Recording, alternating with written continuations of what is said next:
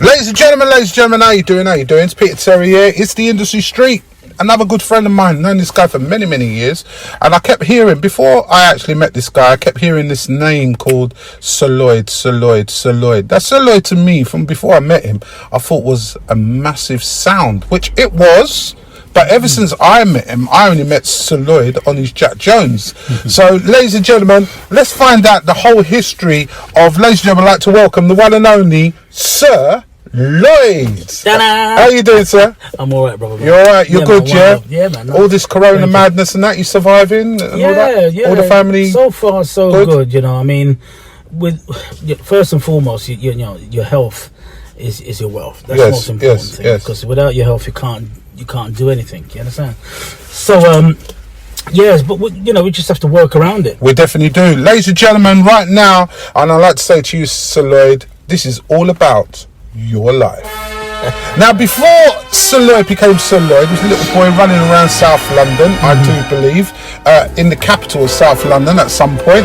Am I right to say that, Lloyd? Because look, some people telling me they're from Luton, they're from Birmingham. How about you? I call it the capital of London, Brixton. Brixton, Torn. and you know, you can go anywhere in the world and you can mention Brixton. People would say, so what do you call yourself, a Brixtonian? Yeah. He's a Brixtonian. Absolutely. What school did you go to? Kennington, which is down the road from Kennington Boys. Wow. Okay. You can walk it from Brixton to mine. Brilliant. Yeah. Brilliant. How was schooling? Was it good? Yeah, school was good, you know. And you get beat up a few times? No, I don't get beat up. No, I don't beat up. You didn't get picked on? Well, no, don't get picked on, but you know, you had a couple of, like, for example, you have these, what they call now, you call them Karens and Amy, you know, and it's amazing that was in the 70s and we're still living it now in 2020, where these young white school teachers, the female ones, they're dangerous because they have a habit of expelling our boys and suspending our boys for nothing. They only have to say boo. I'll give you a quick example at school. Do you remember on the buses? Of course I do. Right, there was a lady called Olive on there. Olive, I remember Olive. Right, we had a teacher called Olive. She looked like Olive. She had the same glasses, everything. And we did it now. And you know, in those days we used to have a blackboard. Yes. So she's facing the blackboard. She turned around and point me out and say, "Yeah, you could come out to the class because you're making a noise." And that time it wasn't me, it was Kenroy. So when she took me out, when I went out of the class, she took me out of the class to go to see the ed teacher, Mr. Ritchie. Everybody know Mr. Ritchie who got Kennington in Love Beat with Kian. I remember the cane. Yeah, man. So anyway, I went out the classroom and I started walking around the building. Next minute I hear my name called on Anna Tanner. Yeah, Mr. Roberts, can you come? When I went to the office now, he goes, "Why you never come?" I goes, "Because I never done it. So that's why I never come. I never done nothing wrong. So why should I come see you? You understand? Oh, I'm going to suspend you for the day and you bring your dad up." I said, "Yeah, all right then." My dad come up. First time ever my dad come up to school, you know. Come up the next day now. And then he explained, I said, "Listen, no more caning. Done with this caning now." Oh, your dad said that? I did. Okay. So I ain't have no more caning. That 1976, sod that. When you first get a lick by a cane, Lloyd, how did that feel? It sting, man. That's what you call bitch. And when you went home, bitch lick. When you went home to mum and dad, what did they say to you? What was mum and dad like? Were they strict as well? Yeah, but you don't tell them. They weren't that strict. They were strict, but not like some parents where, like my cousins, them now. Yeah, they couldn't go. They couldn't go anywhere. Like say, like I could go and play. I can go youth centre. My cousin couldn't go. I have to go and ask my aunt and my uncle to say if he can come out. Yeah, if he can come and also come play football with me. You understand? They were proper Christian. Yeah. That type of Christian. They used to force you to school as well, mum and dad. Force me? No. I went to school. I went to school. You know, I wasn't one of those boys who just. The only time I bunked school is like you go and you know like. Certain subjects you can when it came later on in years, you start bunking, you know, not bunk, but you just lunch break. Yeah. You say, all right, we have someone, we have Matman. Say, Matman, do the register for us. We're gonna go up to Norwood Girls and come back. We know why you went Norwood Girls, yeah, man. Being that you were in an all boys school, I mean, obviously there's mixed schools now. How was that hard? No, it was different because when you leave from primary is mixed, isn't it? Yeah, mixed, yeah. Then you go to an all boys school, so it's like, you know, there's a lot of, I don't know if the word is testosterone. You know, it was just a different thing. But you know, after a couple of days, you get used to it because it's boys, isn't it? So what we're saying about school now, exams. Did you pass quite a lot of them? Yeah, I did the whole subject. I think it was 7 subjects I did, and I got through to all of them. Absolutely brilliant. You know, I did all right. I can't complain, you know, because after that, you know, from that, I got a good job from that. So would you say that you enjoyed school? On a whole, yeah. There's moments where you have days where it's like, oh God, you know. But on a whole, it was all right. I never get no problems with older boys because, you know, sometimes they when you first started the first year, you get some of them say they're going to take your dinner money and all that. They're going to test it. You get the tester. The 5th years, the 4th years and 5th years, the big boys, they're going to bad you up and all that. But no, if anything, they kind of look out for you. That's good. You know? Now, through the situation now, a long time ago, because, you know, you must have done well. Because obviously you're a producer. You're a DJ, you're a promoter, you know, I won't say you're a singer, but most definitely not. Lord God. You've dabbled into the music. So before we get to that stage, how did that come about within school? Did you sort of do that little bits on the side to start up a sound? How did it start? Yeah, it's you know, first and foremost, and it's like most of us, you'll find, most DJs, it's first and foremost, it's the love. We do it for the love. The money is it's a secondary, you understand? We love playing music, we love listening to music, we love dancing music. I don't know if it's a black thing, you know, we just been like that, you know. And maybe it is a black thing, you know, because we're very soulful people. Were you Sir Lloyd all the time? Has it always been Sir Lloyd, or did you start off in... That's how I started playing music in that same 76, same 3rd year, which they call now year 9. You know, me and my classmates, Paul, Floyd and Robert, 4 of us, we set up a band. That didn't work out, so we said, let me just start up a sound. You understand? When you done your band, I mean, obviously that goes with the music. So the band, what was the name of the band? Yeah, I was playing rhythm. Paul was playing bass. I never forget what he was playing. It was what we used to practice on was remember Big Youth had a tune called Wolf in Sheep Clothing. Okay. Yeah. I recognise that tune. Yeah. So you know, we was doing all that. You know, my uncle was in a group called Pyramid at the time. Which they were quite established. They weren't as big as Toots and the Maytel, but they did come on top of the pops in 1968. You know, he was a guitarist, and he was teaching me to play guitar. And I remember playing Yellowbird, dun, dun, dun, dun, dun, dun, dun, yeah. You know, but then, you know, we did that for a couple of months, and then we said, child, let's level that and let's do the sound system. You know, so we started the sound system, that year 76 was the year of the Rockers. Okay. Because you had Tabazuki was a new DJ on the scene at the time, and he came up with a tune called Rockers. I will do something one. You understand? And then there was a sound called Untitled Rockers. So we say a new DJ at the time as well came out called Trinity. Okay, I remember Trinity. Yeah, Trinity just come out them time there with a tune called Financial Business. So we said, let's call it Trinity Rockers. And that was what was the sound called? That was it called. Trinity Rockers. And how long did that rock for? Did that rock 2 for years? 2 years. Yeah, because you know, I remember our first dance was we had a Christmas dance in 1976 in Herne Hill off Milkwood Road. Yeah, man, that dance was. I invited my sister, she invited all her school friends. So you felt excited. What age were you now, Lloyd? I was 14 then, man. Wow. Wow. So you know, we started then. And then we went for 2 years up until 78, and then from there we had an older boy than us. Cause we was still at school then.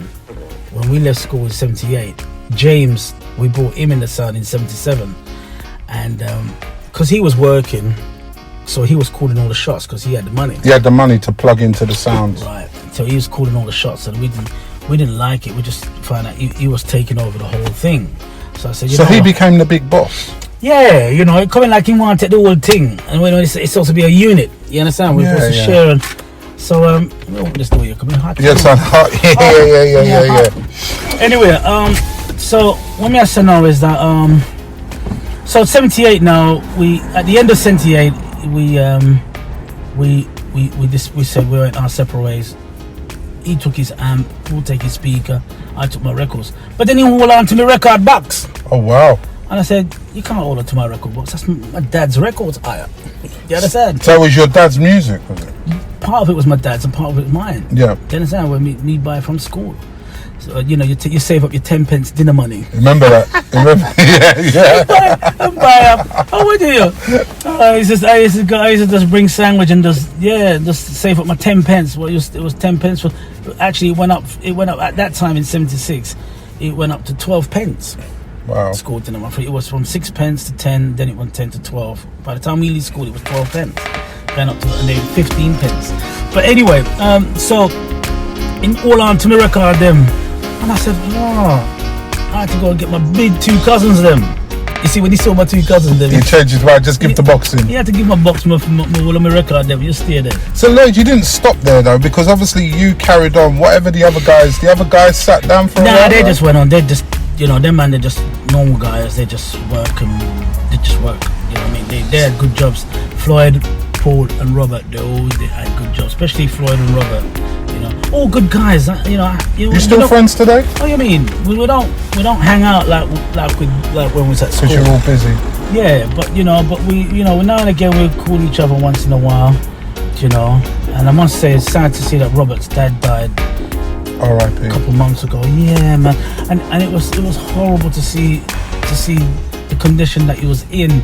That's why you see Bob Marley made a song and Delroy Wilson, and I think Bob Marley made a song, Once a Man, Twice a Child.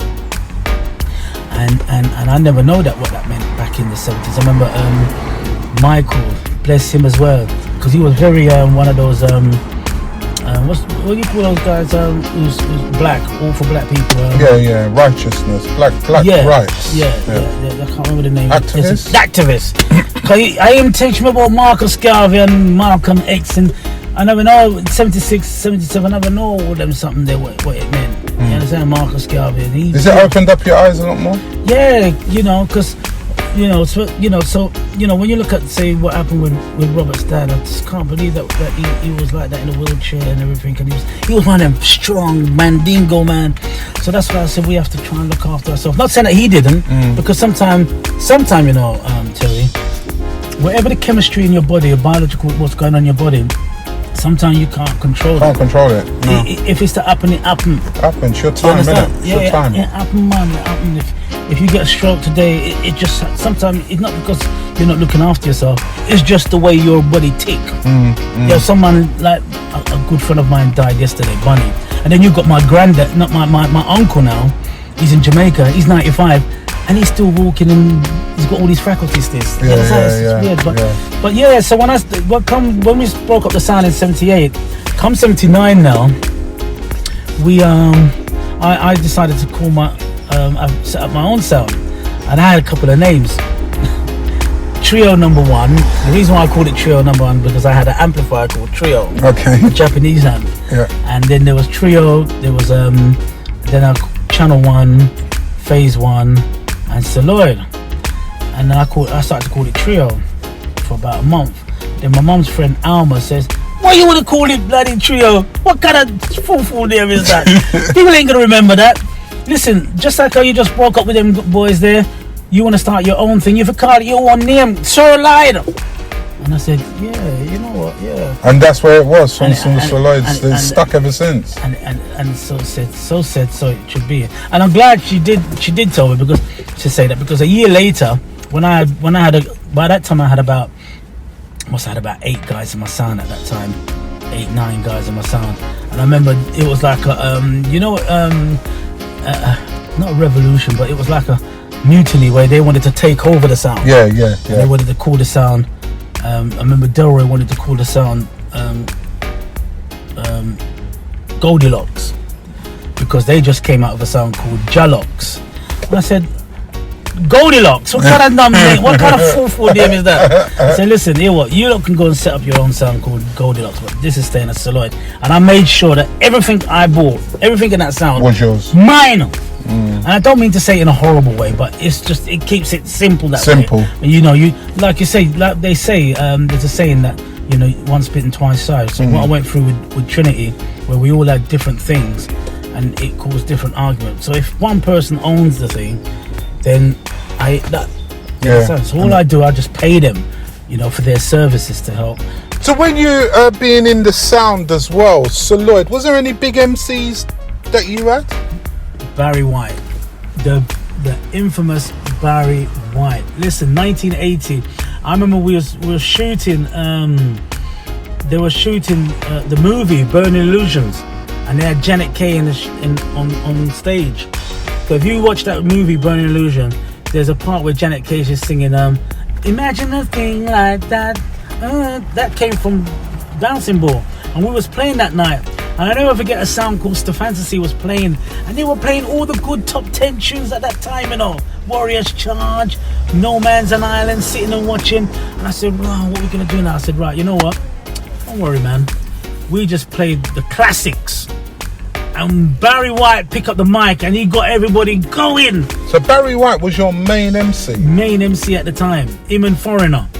My cousin Foreigner. Them two outstanding MCs. Oh, their voice was just powerful, and Barry White up to this day, he's still a big MC. There you go. There you go. Do you understand? So, you know, and then also, you know, playing on that at Bouncing Ball, we played with Ray Symbolic that night, the following week, and Ray Symbolic to me changed how sound systems and DJs play today.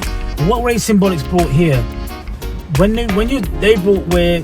Back in the days, when you go to Bali-Eye and all the town halls, all the clubs at the time, sound system had a way of playing their sounds to the wall, back to the people. Yes, I remember that. It was like that. Yeah. In a house party, it was like that. So Ray Symbolic came along, and they came and faced the crowd in front of the stage, and we was waiting. What's this? And I said, and the vibe was much better then, wasn't it? It was different. It was different because Ray Symbolic had Rankin Joe. He was the first. Rankin Joe was the first MC that I can think of that came here in the UK to chat. So them days, sound systems used to chat on. MCs used to chat on sound. It was only Yellow Man came and changed that in 1983 when he went to Pickett Slot and did the 2 nights up Pickett Slot. Yeah. And from that moment, yeah. Because before then it was Lone Ranger came here, Brigadier Jerry came here. Understand? They all chat on the sound system. Understand? Yellow Man changed that in July.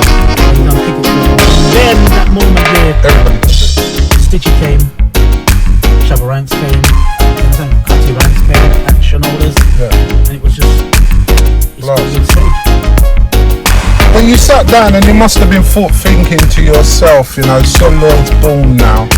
I need to do more with Sir Lloyd, and you definitely did, because behind of learning how to play, the bass and that, you also decided to start up your own record label. Yeah, that idea came up in 1979, the same year I started, because when I started my sound in 79, I got a part-time job.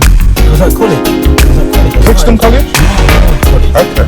Norwood College is no longer there. I was on 97 in West Norwood.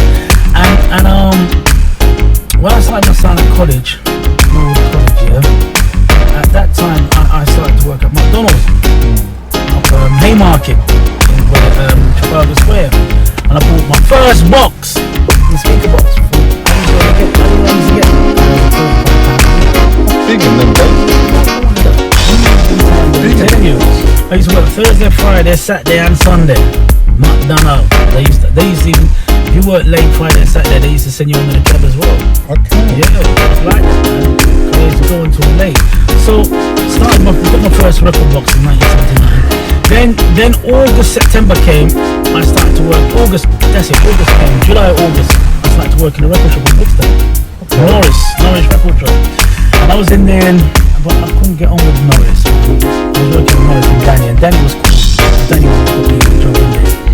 And then Danny got me into Soprano B. Soprano B was the sound. Sound in the days. At that time, they had Bali-Eye, rock on a Sunday. Wherever they went on their blues dances, Villa Road and all that. You know, so it was a good place to be, because being in Brixton Market, it was a hub. All the entertainers then come this, and Soprano B was the one who made our town popular. You understand? Yeah, because Big Mcs put out a tune with him that same year, 79. You know you wanna be loved. You know you wanna be loved. And I must say big up to Big Mcs, because he's not too well at the moment. Yeah, he's kind of sick at the moment. But he was part of helping me on that journey, starting up at that time in 79.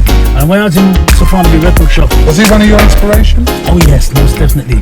Because I used to, when the record shop was quiet, I used to take plain record sleeve, white sleeve, and I used to draw my design. I had my design, and so said, I got the design here. Is that for your record label? Yes. Listen, I'm gonna tell you how it go. I'm gonna show you. Meanwhile, we are talking. I'm gonna show you the label. The cover, my record cover. Yeah? Because your record cover, talking about the record label, you've had quite a few artists on there, and you've done your volumes as well. Yeah, and you know, and you had it in Jetstar for a while as well, didn't you? Yeah, well, you know, there's the record. That's what I drew in 1979. Wow, and you still got it there. And it came to materialize in January 1983 when I put out my first single. So tell everybody your first single. Swing and Dine by David Miller. Swing and Dine, dance all the time. Yeah, it was swing and dine. And how did you go about the label? Because some people out there, little novices and that, and they want to know, well, how do I set up my own record label? Because we recognise a record label like, oh, you got to be with B&G, you got to be with RCA, you got to be with Motown or stuff like that. But how did you go about setting up your own label? Well, you know, we as black people, sometimes you get a look in from gatekeepers, whatever you want to call them, white people, whatever you want to call them, you know what I'm talking about. Those who got money, they're in position. Money talks, B walks, basically. Yeah, but they record companies like Ireland, CBS at the time, Sony, and all them people there, yeah, they're not gonna bring you in unless you got something to offer. Offer them. Do you understand? And sometimes when you're trying to keep knocking on the door, you don't open. So what you do, you create yourself, your own. This is like I was watching the comedy last night. And I felt what they were going through, the Angela Mars and so forth. They couldn't get in mainstream, so what they did, they created their own baby. They created their own black thing for black people. Do you understand? So I created my label and started to have that platform there, and that's where I brought in Tipper Irie, Peter Honeygale, Sandra Cross, Paul Etana. But they've all been on your label, haven't they? And they all supported you as well. It was their first single. I mean, bring them in. I was the platform for them. Peter Honeygale, Tipper Irie, Philip Levy, even Maxi Priest. But I didn't put Maxi Priest on. When we did the live at Dick Shepherd's School album, I recorded Maxi Priest, but I didn't put him on the album. He was on tape, but he wasn't on the album. So we're talking about 79 and 80. What come in 1980 now? A guy called Gary Johnson got us into a blues dance up New Park Road at Brixton Hill, and that was it. June 1980. I don't know any other. I listened to and watched other sounds. I don't think they did what we did. I don't think any other sound did what we did. June 1980 to July 1982, 2 years. Every Saturday you were out there. We're not in one place, like how Chicken was playing in Dalston in that club there. One place, they just play one place. You understand? And they run for. No, we did different places. We were playing Brixton, Tulsa, Stockwell. You understand? But everything was really in South London. Yeah, it's based in South London. We that's where we were. We were based in South London, And 1980s, the blues dance took off, and then we started. Then we only had 100 watt amp, which was weak back in them days. But it was all right. Sorry, no, it was heavy in those days. It'll be weak now. It was all right. Yeah, it was all right for the houses. You couldn't get away with it now. the weird thing about it had a limiter as well. So when you go too high, it will cut out. So anyway, then we had to go and play with I Spy.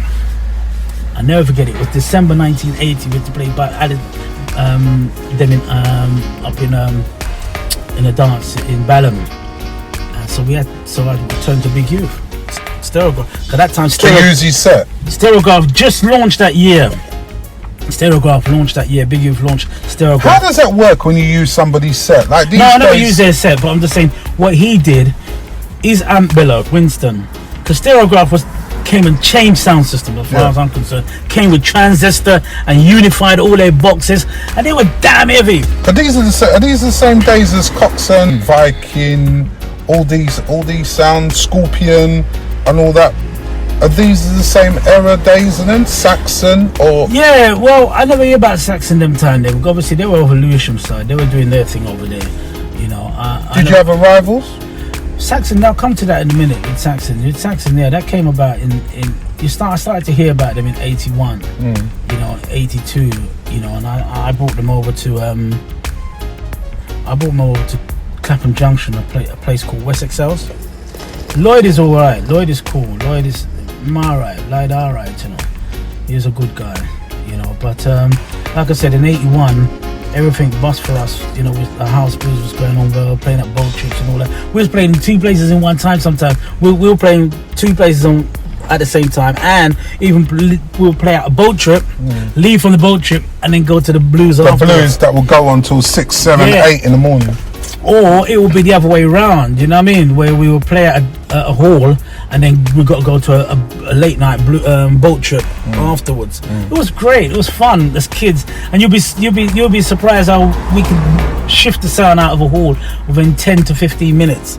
Well, that was the thing, because people do talk about, and I remember the days where the wardrobe speakers. Oh God, I never forget the 4-face that we had, and was bringing it on the boat. I remember my cousin the speaker box was going down in the river, and he had to pull it up, and he was going down with it. Wow. That was an experience, man.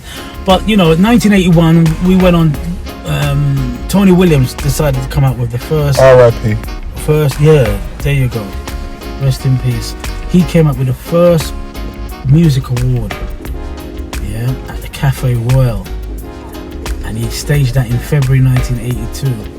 And to get in the Cafe Royal is not an easy cookie, is it? No, that was prestigious. You couldn't get. No one could get into that. And you know what's good about that award for me was that, you know, you had new kid on the block. Trevor Walters won the best male because of Give Love a Try and Love Me Tonight. Love Me Tonight, yeah. And Carol Thompson, she was top of her game. She got #1 with I'm So Sorry. So come February 1982, they won it. Aswad won the best band, and then Bob Marley, because he died 81, he got for lifetime achievement. But then Terry, something that's never been, well, it's the first one. The last award. Normally it's the life achievement, isn't it? Yeah. But they came to the last award was the sound system. So it billed as a grand finale. And of course, when they reel out the names, Fat Man, Coxsone, Shaka, Stereograph, do you understand? All these big names, Coxsone, and then when they said the winner is Sir Lloyd, it was like you know when you ever go to a football match and you saw them score a goal, and people go mad. People went up in the air and I went, wow. Cafe Royal, and my mum and dad goes, look, yes, you win, go on. And I went up there and... So your mum and dad were very supportive towards you? My dad was a van driver those days. Oh, wow. Yeah, I had to learn to drive because of that, you know, so that you take the pressure off of him, you know. But, 82 we won the best sound system, the very first one. But the record label is still going. No, the label now didn't start yet. The label started in July 1982. Tony from the Albions, who did that tune, Princess I Love You, I really, really... They took me into the studio, Easy Street Studio up in East London, and we recorded Swing and Dine.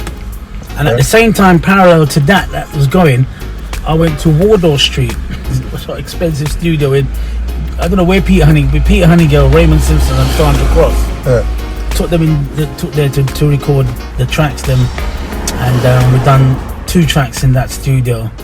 And then that's where it started. And then 83 I released the album. I did release Swing and Dine, and at the same time, parallel to that, I did the live album with all the top sound systems: Stereograph, Saxon, Coxsone, Frontline, They all came at that Dick Shepherd school. That's why the album was called Live at DSYC.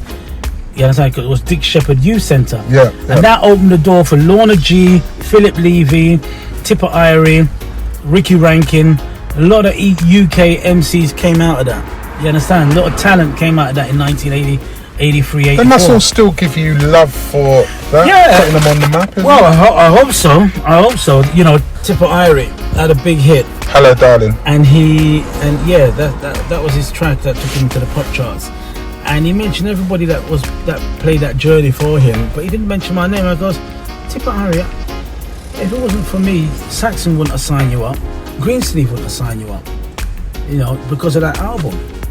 You know, that album really took you lot. Even D-Roy, as bad as he is, D-Roy, he actually said, Lloyd, you know what, you took Saxon nationally and internationally with that album, because that album went places where they wouldn't even reach. Do you understand? It's amazing where when you put out tunes, who gets to hear your tune. You understand? So, you know, that was 83 now, and 84 I came with Paulette Tarja, 'Cause You Love Me Baby, Which is a massive classic. oh, it was a big tune. You know, at the time Trevor Waters was number one with Stuck on You. Stuck on You, yeah. And The Investigators was number one as well. The two of them keep changing over from August to September. Woman I Need Your Loving by The Investigators were number one. But then it came to the last week in September. I said, yes, we're going to get number one now. Paul, it's going to be number one. But it must be a blessing to have all these artists on your label, and they're still, of course, let's be real. They're active. They're still active. Orlando's making them very active. Oh, yeah, he's done a very good job, he has. And then, you know, then at that time, Barrington Levy had a tune called Under Me Sense. Under Me Sense. At that particular time in 84, that tune was so big, nothing couldn't stop it. And that's why Paulette didn't get her number one. You know, because that went straight in at number one, mate. You know what I mean?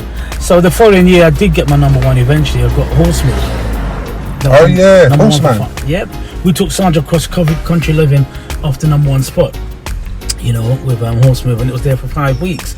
So I was proud of that. I was really, really, really, really chuffed, really glad that reached number one, my first number one. And in that same time, that same year, I had a pop chart hit with Funky Sensation, Lady's Choice. Oh, wow. And people would say, rah, a reggae man produced a soul tune of that caliber. Let me ask you a question, because, you know, we're here to actually teach as well. When you produce a track, tell people what that means with regards to either managing the track or directing the track. The producer is a director, right? Well, with Funky Sensation, I co-produced that. You understand? It was the band that produced it. Those guys were very creative. Alex Charles and the Blacksmith, which went on to be Blacksmith, Tim and them guys. They were really creative. Me just leave them in at the studio, and I said, listen, this is what I'm looking for. This is the sound I'm looking for. And then they said, no, we don't want it like that, Lloyd, because if you're going to try and do it like Gwen McCrae, you bet you just go and buy the record then. Yeah. So we're going to come with a new sound. I said, all right, then let me hear the new sound. I heard the new sound. I said, yeah. So they mainly produced that.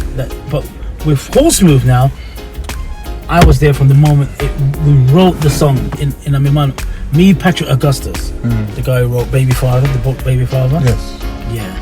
The three of us wrote that tune in my mum's kitchen. And tell everybody the artist on there. Horseman. He was a classic, wasn't he, with that tune there? That tune was a big tune. You know what? I must give credit to Rodigan as well, because every time he plays that tune, he gave it a great intro. Let's go into the Rodigan scenario. You're a black guy. You've been up there. You've got your record label. You've also been running around the block for a long time trying to get to all different levels and that. You know, respect to David Rodigan. But would you say that David Rodigan's had it easy, or would you say that David Rodigan's learned more about his history? With Rodigan, I've got to take my hat off to him. He's very professional. Yeah. In the sense where he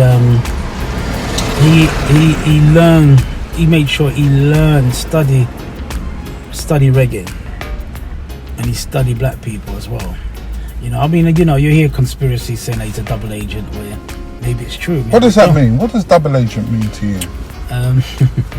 Double agent means that it's a bit like you know the Trojan horse. I don't know if you heard about the Trojan horse. I've heard of Trojan horse. Yeah, where they come amongst you, but they just work around you and take what you've got and move on with it.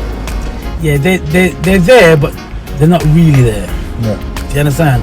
But it's hard to prove it. But I'm not gonna go into that because it's, you know. But anyway, with Rodigan, I've got to give him that. He learned about us, he studied us, he studied the music. You understand? And you know, he does his shows very well as well. So I've got to give him that. You know. So I ain't got no problem with him on that. The only thing I must say is that you know, when I asked him to play the opposite, he wouldn't play it. And I said, why wouldn't you play it? Okay. He wouldn't play it. And I said, why wouldn't you play it? He goes, oh, because Tipper Irish says, you drink lem sip and little after that you go toilet, go it are the opposite. So I said, what's wrong with that? He didn't. I know what you're thinking that he's saying, but he's leaving that to your imagination. Yeah. You understand? You drink lemon sip and you go toilet, go. Yeah. It could be anything. You can go toilet, go smoke. Yeah. But I know what he's thinking. And I said, nah, but yet, that was 1983, but yet 2 years later, 1985-86, he's playing Josie Wales. Let go my hand, get man, let me come in. And when Patrick pulled me up on that and said, no, lad, he wasn't support them tune there. I go, why? He goes, well, if you check it, most clubmen, no, this is what Patrick said. He said he's inciting black man indirectly. This is what he's inciting black man to fight against black man. I said, what do you mean by that? He said, all right, check it. Josie Wells come out with a song called "Let Go Me Hand, Get Man, Let Me Come In." When you look at club doors, who do you see mainly? White guys. Black guys. What do you mean? At the door? At the door, security. Security wise. Security is mainly black guys you see at the security. Well, it depends where you go, really, doesn't it? When you go through, we dance. Oh, our dance, yeah, black. Then white man, even now you even see black men at white man dance. Yeah. Palm to you. Yeah. You understand? Black security. There's black security everywhere. Well, that's like a traffic warden, isn't it? And it was It was happening where man will come. They were inspired by that. They will come to the door and say, let go me hand gate, man, let me come in. And that ignites friction between black man and black man. But yet you will play foolish records like that. You shouldn't play them tune. No, you shouldn't support them records. So Lloyd, along the way, talking about skirmishes and that, you've had a few skirmishes and dances as well, haven't you? From back in the day. Is it because your name is Sir Lloyd? Is it because man wants to take you down because your name is Sir Lloyd? Tell us any incidents you've had. When we were young, you see, like, I never forget this one, Lord God. This is January, the 3rd of January. And the reason why I can quote the date, because it was a big thing for me playing down Faxman Road off Cold Harbour Lane in Brixton. And 3rd of January 1981. And we was in the blues dance down. We are playing, Carol Thompson's I'm So Sorry's playing. I'm so sorry. And you can tell when the dance is locked down, there's no one on the mic, everybody's dancing. It's scrubbing, It's quiet. Yeah. Next minute you hear Neil, when you hear Neil across the record. Yeah. And then next minute we hear bam, bam, bam, bam, bam, bam, bam, bam, bam. I goes, what's this? And then I went over there and said, Winston, what you doing? He goes, oh, this guy here, bad man of Brixton, I'm not going to mention his name. Bad man of Brixton, So hear him now? We don't want to hear them tune, we don't want to hear no lovers rock. Me and my boys, I'm going to come take over the dance. So I just go on the mic and call my dad and call my cousins them. You understand? Because they're bigger boys for us. You understand? When my dad came in now, my daddy though, what up, like that goes, well, this guy is telling us not to play no lovers rock. My dad I was going to say his name, look at him, looked at me, and my dad said, Lady, they go for you, mate. See him with. So I got to edit that. My heart's beating now, my heart's beating. Say, right, it's got to be off now because in my bad man of Brixton now, See. He looked at my dad. He looked at the record, turned around, and walked out. That time I said, wow, this was it. You understand? I never forget it. Yeah, so you had security then, basically. Your dad was your security. My dad was there. He was a van man. He was there. My dad. Your dad was known in Brixton. Yeah, and the good thing about you see with your dad, with my dad, it's not about money, you know. It's about being there. That's why it's father. It's about people must understand these things, you know. It's when we're bringing up children, time, and being there for a child, you know, it's very important. My dad was there for me, because it's weird because, you know, 10 years before that, when I was 9, I used to say, when my dad used to beat me, I used to say, you wait till I'm like 17, 18, I'm going to beat you up, you know. I'm going to beat you up. And come 17, he was my best friend. That's good. That's Do you understand? Really good. So as you said, you were close to your mum and dad. And that's why with my boys, them, you know, I try to be the same. I took my son everywhere with me. How many kids do you have? 10. Wow. Are you being serious? Yeah. Wow. 5 boys, 5 girls. Yeah, no, it wasn't meant to be like that. Can I ask you, were you there for all of them? Yeah. I was there for all of them, man. I mean, sometimes, you know, you have one mother that can with her little antics, but, you know, it does happen. You know, where they play, what's that word, emotional blackmail? Yeah. Can't be with you, they just keep the child away from you. Yeah, I've had it as well.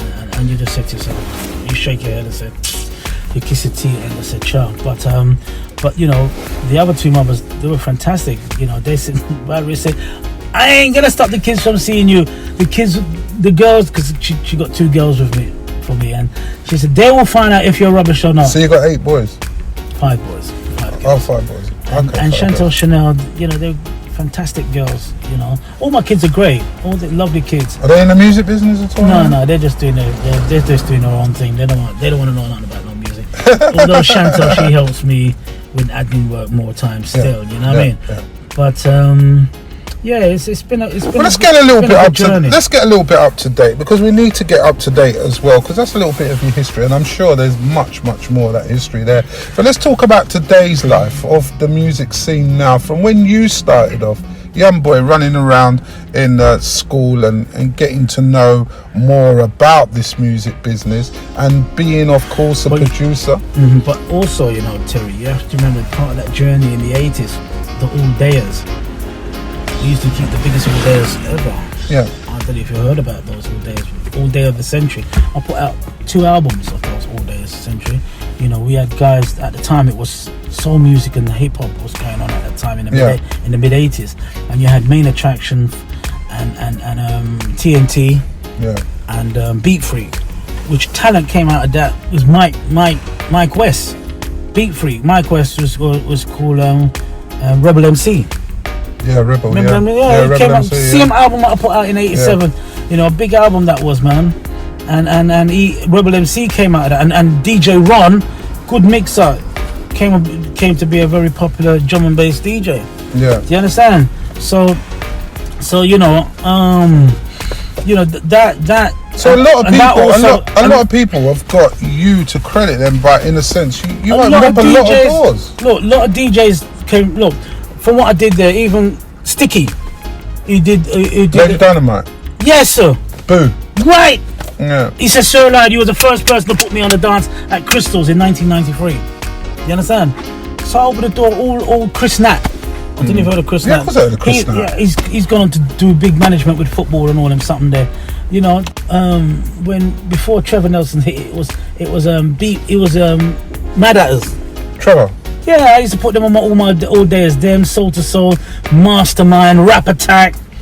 You know, some big names that I've promoted over the years, DJ wise, both soul and reggae. Do they give you a lot of love today, though? Yeah, they give me love. You know, I don't know if they ever mention my name. You know, but whenever I do see them, they say, "Well, yeah, all right." So what do you think of the industry as it is at the moment today? At the moment, today now it's obviously it's changed a lot. You know, the dance scene has changed a lot. You know, you got grime and all that coming up for the youngsters. You know, trap music and all that kind of stuff coming up for that generation. You know, the R&B. You know something? The R&B is more like it's more like the more neo soul now. Yeah. Because I don't even know what you call R&B. Well, neo soul's the new reggae. You know, all that lot. I think the last set of good R&B was in the early 2000s when you had Nex and Mary J and that lot putting out. Well, I would have thought the 90s was the best R&B. Yeah, that was the best era. That's what I'm saying. But the spillover, it always spill over to the next. Yeah, the spillovers, the 112s. It spill over to the new decade. Yeah. It always The Jagged Edge, the 112. Yeah, that's in the early 2000s. Yeah, that's the last lot. And the Marys and that. Yeah. That's the last lot, I must say. But 90s was a very good decade for R&B music and for Bashment. It will never come back though. Oh no, you won't get that vibe. It won't be the same, And even both R&B and reggae is not the same. It's not so melodic as it was before. Do you understand? But before you used to have quantity of and quality as well of R&B, reggae, both reggae and soul tunes. Now it's very hard to find it. You got quantity, but the quality is, a lot of the songs are whack. So is there stuff that you thought to yourself I'd like to refix that? Well, I started back recording again. Because you've done remixes as well, right? Yeah, and I just did 15 tracks with Matthew and Fluxy, and I just recorded a track with an up-and-coming artist called JJ Born to Sing, which is my cousin. Oh, is JJ your cousin? Yeah. Okay. His mum, his grandmother and my mum are sisters. Okay. Do you know what I mean? Yeah. Because he's the new era, isn't he? Yeah, so he's done very well, yes. And I got a tune with him called Strange, which I finished mixing in Jamaica last year, but I'm not going to release it till next year, summer. Okay. Hoping that this COVID thing will blow over, you know what I mean? But talking about the record label now, record labels all done online. Anyone could do a record label, right? Anyone could do a record label for a long time, but now it's not even record label now, is it? Because it's not record. But, no. But, it's all but you call it still the record label. Yeah, record label. It's all online. It's all online, isn't it? I mean, you got. Don't get me wrong. Now they're coming back trying to print some 12 inches and 7 inches now. But not on a vast quantity because not everybody's got them. No one ain't got. A lot of people ain't even got turntables no more. There you go. Remember the Techniques 12s? Yeah, back in the day, used to be the Citronics and. And they got deep in that. I remember when you used to have the old Graham, you used to try and mix. Some of the kids of today don't even know what turntable is. Oh, there you go. You understand? Even a phone with the dial where you dial it. The phone with the dial. My dad's fingers couldn't go. His fingers were so big it couldn't go in there. But there's not a club. Talking about club scene now, there's not a club you ain't really touched, is there? I mean, Granaries is one of your main home ones, base, wasn't it? That was your home base. Yeah, that was home base. You were recognised down there for many years. Yeah. Indeed. How does that feel now? Because it's gone quiet now. Yeah. With Granaries, they put out there that Granaries. I saw a circulation that Granaries is closed down. Big up Zach and his sister and all that. But it's not closed down. What it is, the government furlough came into play where it stopped in October, so they couldn't pay the staff anymore. So they just laid off the staff. And then she sent a message. Sonia sent a message to the staff, and one of the staff went and sent that message around saying it's closed down. But so leaked it wrong, basically. Yeah, they sent this wrong message. All it is, they stopped operating. Yeah, because I did actually speak to Zach the other day, and he said they ain't closed down. No, they ain't said it. Well, now talks are saying they want to turn it into flats, but that I don't know. But it's not. It's still there at the moment. It's still there. So the music business, it is what it is. It has changed. You just have to adapt to the changes. Okay. But I find that when I play out, you'll play new music, but at the same time, you find that you have to revert to playing like old stuff, like early 2000s, 90s, sometimes even the 80s and 70s, depending on what is it who you're playing to. There's not enough good tunes. New tunes of today to hold a 4-hour session. Yeah. And that's a fact. Yeah. How does it feel now working by yourself as a one-man band? Good. It's good. Do you prefer it like that? I like the company, don't get me wrong, but we're still brethren and all that. It's just that we're all grandfathers now, man. Yeah. We're very old, so everybody's gone doing their own thing. You know what I mean? Because you grow out of it. Yeah. It's just that I still love it. And now it's amazing how I've turned it to work for me. Yeah. You understand? It's not making no great money and that, but like I said, it's not about the money. What did you say? You're near enough. You're a granddad as well, right? Oh yeah. 11 times. 11 times. Eight boys and 3 girls. Wow. Yeah, so you got and twins in there as well. Twin girls. Yeah, I got a twin. I've had twins. As well? Yeah, just had twins the other day. 2 girls. Brilliant. So tell us. The situation with the current DJ setup and everything now when you play at dances and stuff, Any gripes on that, or are you happy with everything? Happy with everything. I'm happy with everything. You know, you may get one or two people who could be jealous of you, but What do you call jealousy? Yeah, you get some people that they don't. You may get DJs that will say things about you, which is not true. And have you had a situation like that? Yeah, you know, you get them things in, and you say to yourself, well, if you know me, then you know how I'm staying. If someone come with me with that, you know what I mean? But surely if someone's going to say that to you, don't you think it's right for you to go and... Because people like to passa. Yeah. So don't you think it's right for you to go up to them and say to them? Because you get a simple thing like, say, all right, Terry, you know, if a night didn't go well, for example, yeah, and, you know, I said, Terry, right, so, look, it's not a clever night tonight. We didn't get a good turnout for whatever reason it was. Are you willing to take a drop in your money? And you would say yes. And I say, you sure? And you say, yes, all right. And you so if you was going to charge 200 of it, you take 100, and I pay you 100, for example. And then they go around and say you undercut them. Right. Don't like them things, because that's why I make sure are you sure you're all right about it, and that's why you must make them sign for things. Yes. You understand? So yes. you know, I don't play that game, you know, because it's not good. That's why people always come and work with me, because they know they're going to get paid. Artists, ask any artist. All the artists, them, you name them. When I was the one who started all that Lovers Rock thing in 1990 at Podium.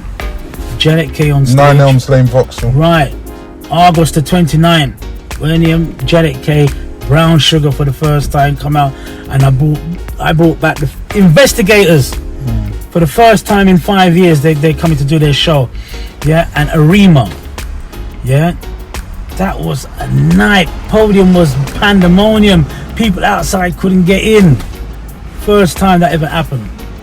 You understand? Great shows. And then after that, you know, Orlando came out with his thing. Well, I was going to get that. So do you work very closely with Orlando? Being that you've got under your belt quite a lot of the legends as such. I mean, when Orlando went and done Giants of Lovers Rock on that, did he sort of like give you a call and ask you to work? I mean, I don't understand. No, two power machines. Why didn't you both work together? No, he just did his own thing. You know, actually, he said he didn't know about it.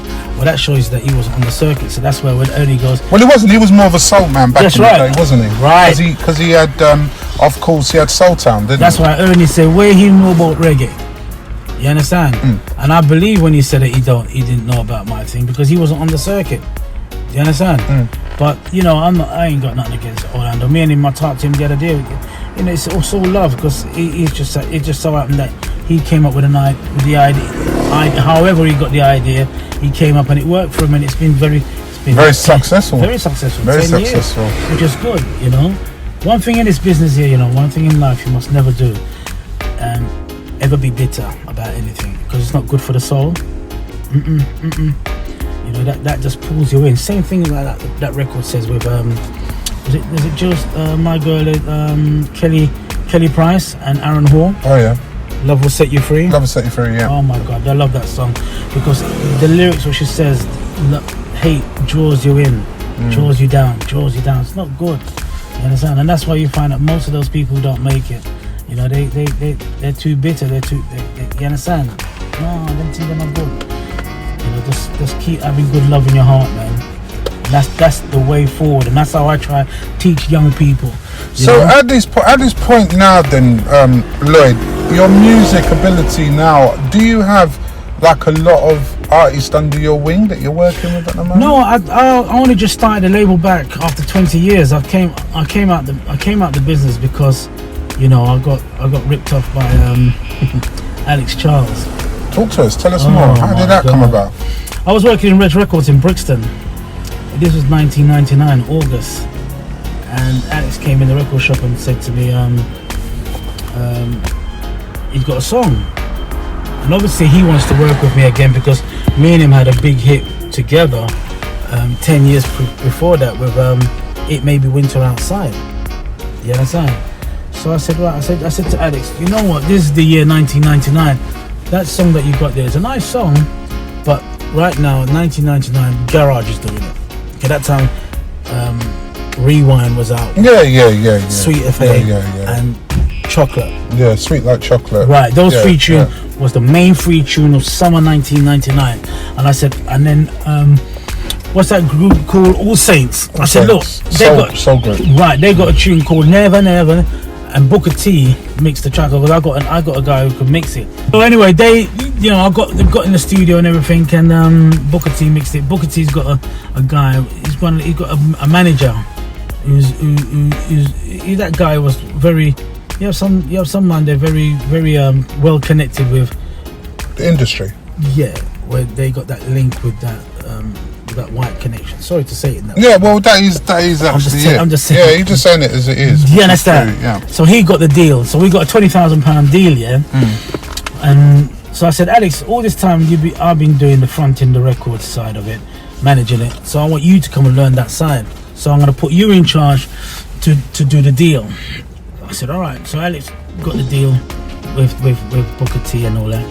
And then he gave Booker 7,000 out of the 20. Then turned around to me and wanted to give me 700 quid. I said, but Alex, that's how much it cost me to make the tune. Look, you got 13,000 there. Just give me 4 and you take 9. The guy ran with it all lot. Wow. Him and Booker went and signed, and I went, oh. At that point, Terry, I said, now I see why people stab up people and shoot people. But you see, because I won't grow that way, and you see, money don't move me because I did this for love. Money is a bonus for me. You understand? I said, child, you know what? I just walked and I just said, you know what? Let me come out of this business, because if that's how they're gonna carry on, I'm gonna, and I blame myself because we didn't have no contract. But we never had no contract. Do you think that's our biggest mistake now? We don't write contracts? Some of us do. Most of us do, but some of us don't. But you see, when I did Funky Sensation and we Winter Outside, it wasn't contract. It only became contract in Funky Sensation when we went over to EMI. But before then, it was all right. And I didn't have to tell them what I was getting.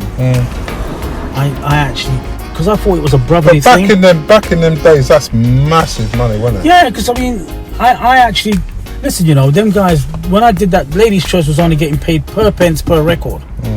When Jetstar and EMI turned around and said they were going to give me 7,000 for the first single, then 15,000. That's a lot of money now, let alone in. So about the Palmer brothers, when they saw you come to the door with that track there, they must have been rubbing their hands together clear. Yeah, 1985. That's a lot of money, and I actually shared it with them. I didn't have to tell them. That's to show you the goodness of my heart. I shared it with them. You see when I told them that, Lord God, everything switched from then. It coming like, you watch them bank robbers. They go on to rob a bank. Yeah. So 4 of them go on and they rob the bank. And then as they rob the bank now, they got away.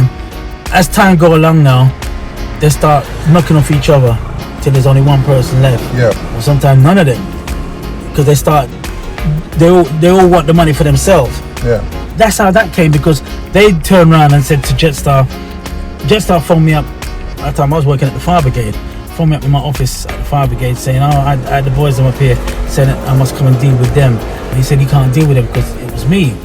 And I said, well, I said to them guys, why you lot did that? I didn't have to tell you this, but I shared this with you, and you actually went to Jetstar and tell them. I went, that's not good. And then anyway, that we got that sorted out.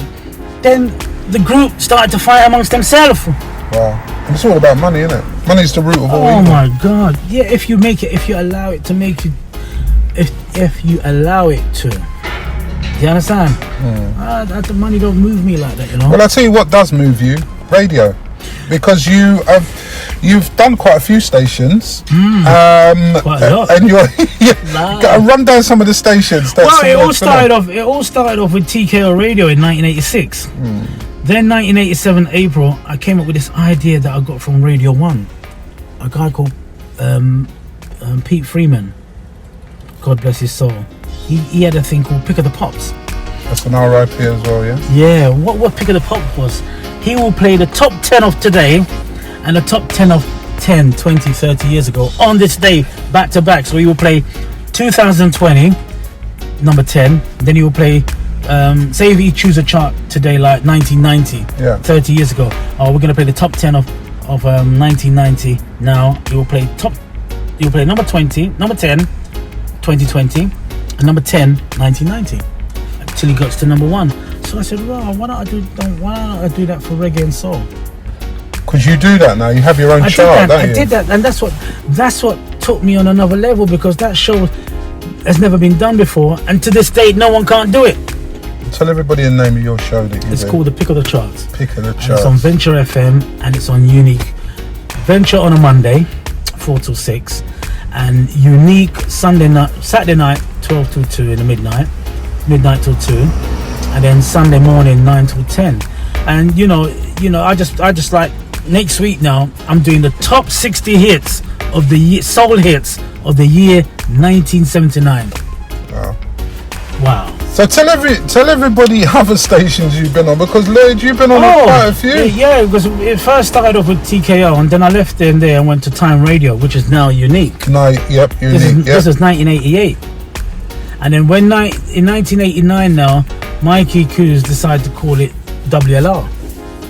And that went on for WLR, and then everybody locked down at the end of 1989, because there was a talk saying that, if you lock off before midnight, you can get a license. Right. Yeah. And they became the 25-day licenses, didn't they? So Choice came out of that. Yeah. You understand? That's how Choice FM came out of that. And then after that, now, in the 90s now, I left from, I didn't go back with WLR.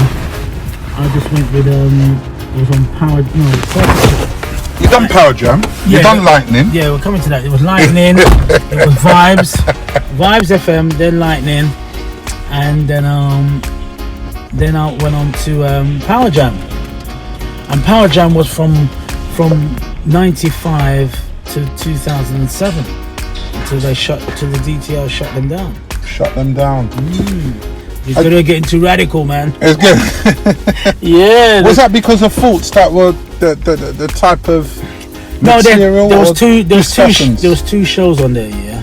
Kwaku and Mix Up. Oh wow. Them man, they tell it as it is. Yes.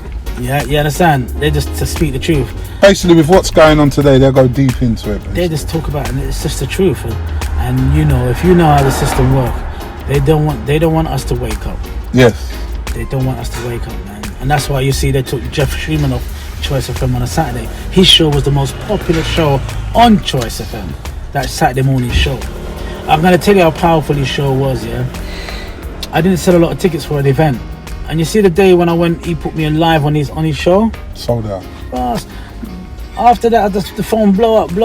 The night, the dance, nice. Lefez, you remember Lefez? Lefez, yeah. Jam. In Peckham. No, New Cross. Oh, yeah. Cross. What was Zico's? What's the one in Peckham? That's Peckham. Zico's. Yeah, that's it. That was 90, my bad. That was 90. He drew that up in 94, 95. He opened that club. 95, 96. Yeah. Very good club. And Never been in there. So after I took a break from radio from 2007 until I came onto this station called some kind of soul station in 2013, and then I went on to Venture and Blues FM first in 2011, and then Venture came on in 2014, left in 2015 because of the work I was doing, and then I came back onto Venture in 2019, and the rest is history. I'm here. Rest is history. You're here today. Yeah. So I'm on a station called Professionals as well now. Okay. On a Sunday afternoon, 4 till 6. Well, I've got to say that, Sir Lloyd, your journey is such a long journey, and I'm sure we've missed out quite a bit on saying that. But what would you like to achieve, Lloyd? I mean, obviously you've done a lot of promotions as well. You do a lot of parties and stuff like that. Now, this is not here no more. What do you feel you're going to be doing now? Why this so-called, well, we know what it's called, but Can't even live off your pension. how do you feel you're going to survive now, being that all those everything's online now? So how do you feel you're going to survive? Because you can't DJ in the club no more. No. You can't put on events which you used to put in, week out. And I see that they're doing a lot of virtual stuff now, isn't it? Well, it's off the Zoom parties thing. Do you think that's the thing to come now? It's going to be that and nothing else? You know what? I really don't know how it's going to go. I don't know how it's going to go. You can predict. The virtuals one is going to be another outlet, isn't it? Really, the Zoom and all that. but it's not the same as live. No. Nothing's the same as live, because that's how you get to meet people and greet people, you know, and people are real when you see people face to face. Yeah. You know, so it will be another outlet, but I think, you know, I don't know how long they're gonna carry on with this thing. You understand? I can't see it going for longer than 2 years, because they better be careful that people don't uprise, and it could be a revolution. Yeah, definitely, 100%. So look what happened to Margaret Thatcher in 1990. Well, there you go.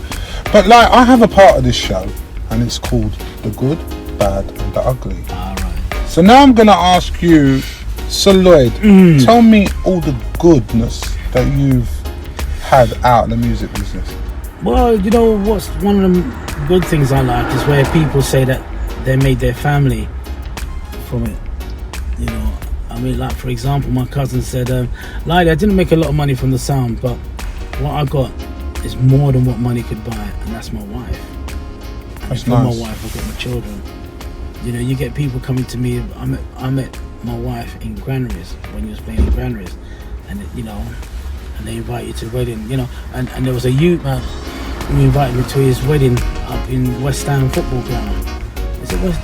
Yeah, and he said that when he was 13, he came to that all day with all the MCs, Lorna G, Sister Candy, Philip Levy, Maxi Priest, Tko Radio, they all were at that session when I recorded that album, and that inspired him musically. And he thought, I don't even know him, and he brought me up to invite me to West Ham football ground. Brilliant, absolutely. You know, so those are the good things. You know, those are the main good things I like that came out of it. And you know, when I saw Tko Radio go on to in the national charts with Hello Darling, I said, wow. And then 2 years later, him and Peter Honeygirl was #1 with Ragamuffin. I said, 2 artists that I gave them put out their first tune. It's a good feeling, man. Yeah. That's the pleasures that you get from it. Yeah, you know, and I actually brought Sandra, because Sandra was in the she made it with Love and Unity, you know, and then I put out her first tune, Perfect Match, on the B-side of Paul Ectagia, Cause You Love Me Baby. You know, I'm like that, you know, always trying to find new talent or give new people a chance. Do you understand? Yeah. So you always got the goods now, and then there's always comes the bads. What's the bad bit about the industry?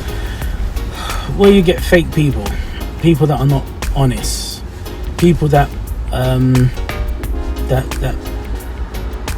you know, they come with ulterior motive.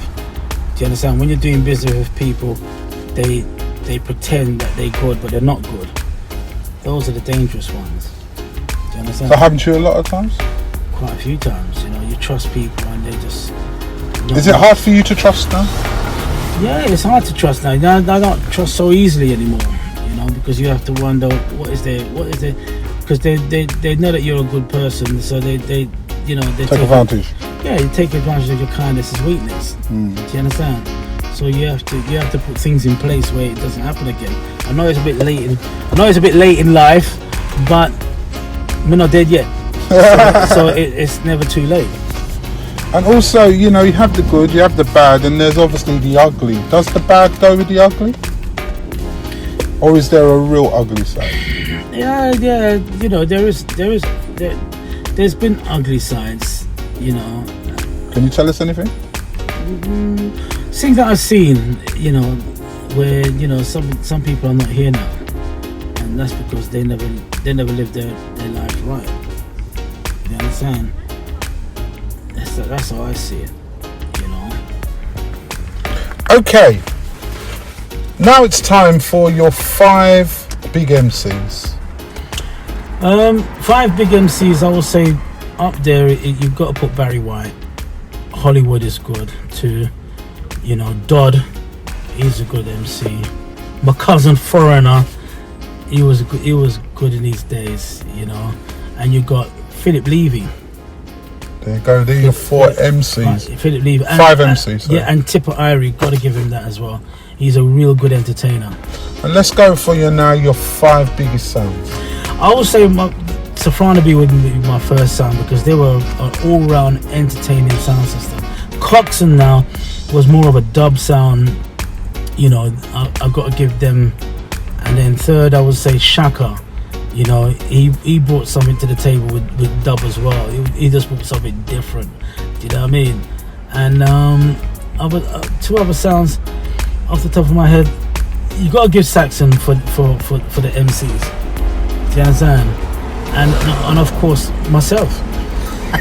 Myself in that. You can't say yourself, Lloyd. Oh, you don't want me to say myself? No. Okay. Apart from that, I would say another sound that was a good entertaining sound at the time. There was a sound that was good, you know, but they never got the accolade that they should have got. Was Coxsone Jr. Yeah. What was that? Coxsone Sons? Yeah, they were good, man. They were good at the time, but for some reason they just couldn't get it together, you know, organising.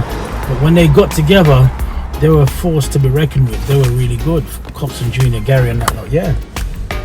And I know you're a very busy guy, so what would you like to achieve if you hang your glove up and say, right, you know what, Sir Lloyd, that's my name, that's my plaque, and that's what I want to be known as? Well, what would you say that you'd like to do? You know what I would like to do is to, like this new venture I'm doing, starting up the label again. Yeah. I'd like that to be popular again. You know. Yeah, that's that. I just hope that can go well on the second time around. Obviously, the music scene's changed now. You understand?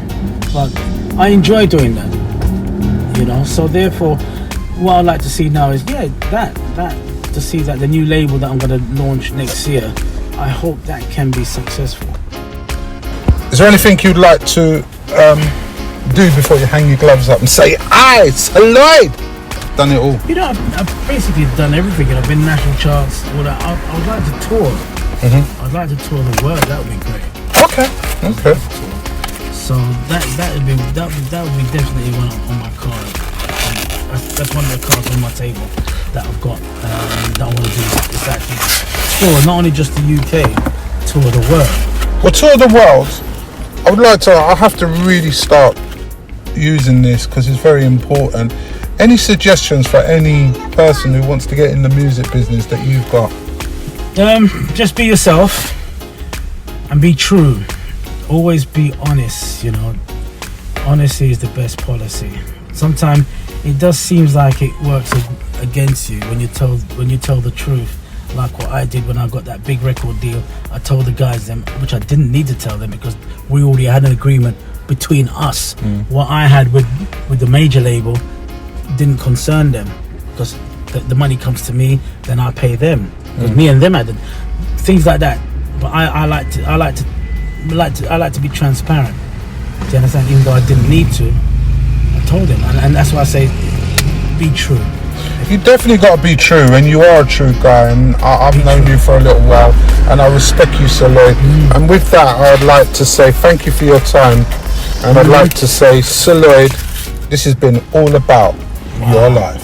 Thank you. Oh my gosh. Oh my gosh. So from the Industry Street and SD Media, we present to you with a little token. That's shock. I was expecting this, you know. Lord God. Out of the blue. Oh, that's a blessing, man. Love that. Thank you. Yeah. So ladies and gentlemen, there you go. That's Sir Lloyd. That's the full story of Sir Lloyd. How he started, how he created Sir Lloyd the brand. It will be repeated. You'll hear it again and again. Go to the Industry Street page on YouTube and you can get everybody else's story, not just Sir Lloyd. We've got loads on there. But till next week, till we bring you another blast from the past. Speak to you soon. Peter Terry, Industry Street crew. We out. One love. There you go, sir. Thanks.